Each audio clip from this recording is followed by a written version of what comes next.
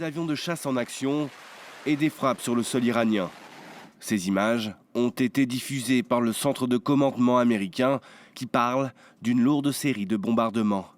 Des dizaines de cibles du corps des gardiens de la Révolution, notamment des centres de commandement militaires, auraient été touchées. Ces frappes visaient à réduire davantage les menaces que représentent l'Iran et ses alliés pour les forces américaines, le transport maritime commercial et les pays voisins du Golfe.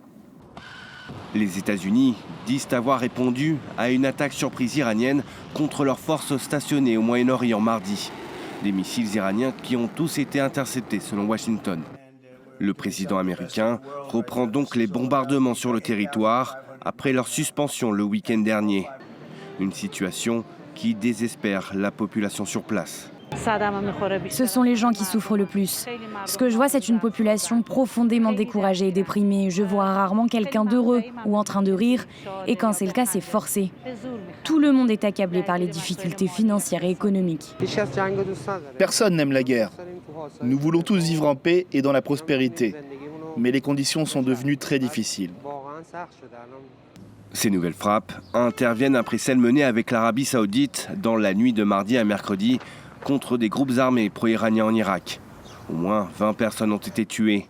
Selon Donald Trump, cette attaque a été coordonnée avec le gouvernement irakien qui a dénoncé quant à lui une violation flagrante de la souveraineté du pays.